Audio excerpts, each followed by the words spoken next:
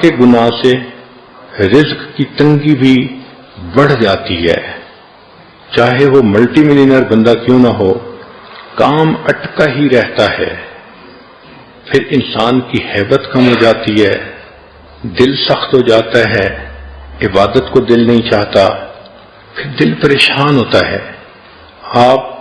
اس بات کا خود مشاہدہ کر لیں کہ جتنی لڑکیاں روگ پال لیتی ہیں ان کو راتوں کو نیند نہیں آتی، کبھی 1 بجے میسج آ رہا ہے، کبھی 2 بجے میسج جا رہا ہے، ساری رات جاگ کے گزار دیتی ہیں۔ جس گناہ نے دنیا میں سکون چھین لیا، سوچیں آخرت میں سکون کیسے ملے گا۔ پھر پریشان ہو کے خود کہتی ہیں اس جینے سے تو مر جانا اچھا تھا، اب تو گھبرا کے یہ کہتے ہیں کہ مر جائیں گے، مر کے بھی چین نہ پایا تو کدھر جائیں گے۔ اس لیے زنا کے بارے میں 2-3 باتیں بہت اہم ہیں۔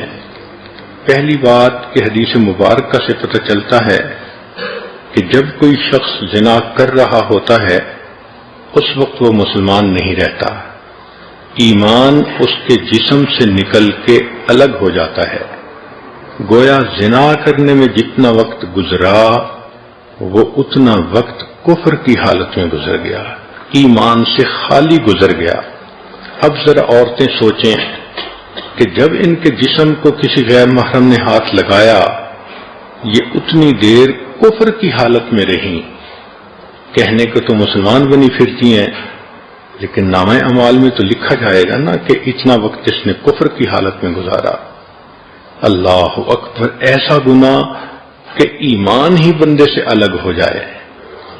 پھر یہ اتنا بڑا گناہ ہے کہ حدیث پاک میں آتا ہے کہ جو انسان زنا کرے حتیٰ کہ بڑھاپے کی عمر کو پہنچ جائے، اس پر 7 آسمان اور 7 زمینیں لعنت برساتی ہیں۔ ایسے بندے کو قیامت کے دن اللہ تعالیٰ آنکھ اٹھا کر نہیں دیکھیں گے، تو غیر کو محبت کی نظروں سے دیکھتا تھا، آج میں تیرے چہرے کو محبت کی نظر سے نہیں دیکھوں گا۔ یہ کتنی بڑی محرومی ہے کہ اللہ تعالیٰ اس شخص کے چہرے کو ہی دیکھنا پسند نہ کرے۔ علامہ مناوی رحمۃ اللہ علیہ کے دادا کہتے تھے کہ جو شخص زنا کا مرتکب ہوتا ہے اس کے چہرے کی ظلمت اہل باطن دیکھتے ہیں، جب قریب وہ آتا ہے تو اس کے جسم سے بدبو آتی ہے، جب وہ نہاتا ہے تو پانی کے اندر زنا کا گناہ دھل رہا ہوتا ہے، پانی دیکھ کر وہ بتا سکتے ہیں۔ امام اعظم حنیفہ رحمۃ اللہ علیہ کا واقعہ ہے، ایک نوجوان کو نہاتے دیکھ کر انہوں نے دیکھ لیا کہ یہ زنا کا مرتکب ہوا ہے۔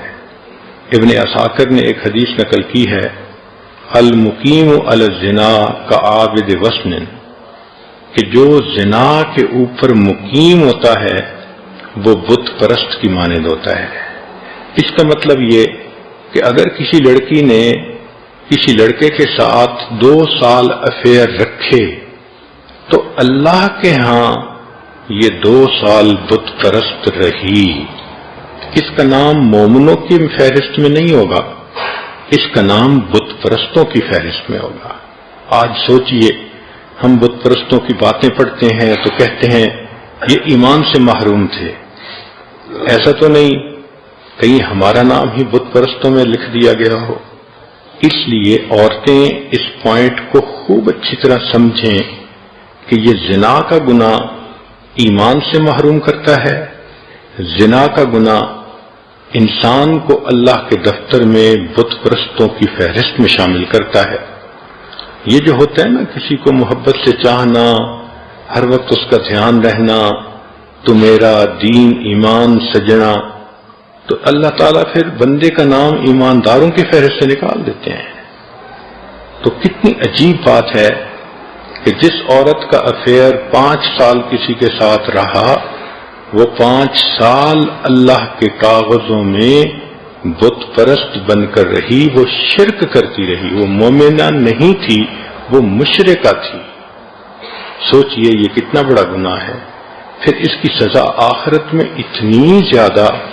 کہ پڑھ کے کانپتا ہے بندہ۔ ان میں سے ایک سزا یہ ہے کہ جو زانیہ عورت ہوگی اور بغیر توبہ کے مر جائے گی تو جہنم میں اس کو فرشتے ایک غار کی طرف لے جائیں گے، اس غار کے اندر دھکا دے کر اس کے منہ کے اوپر چٹان رکھ دیں گے، وہ عورت نہیں نکل سکے گی۔ اس غار کے اندر بچھو ہوں گے، وہ بچھو اس کے جسم پر اس طرح لپٹیں گے جیسے شہد کے چھتے کے اوپر شہد کی مکھیاں ہوتی ہیں، اور اتنے بچھو ایک وقت میں اس کو کاٹیں گے، اس کو تکلیف ہوگی، مگر اللہ تعالیٰ کے کہیں گے کہ تو نے وہ گناہ کیا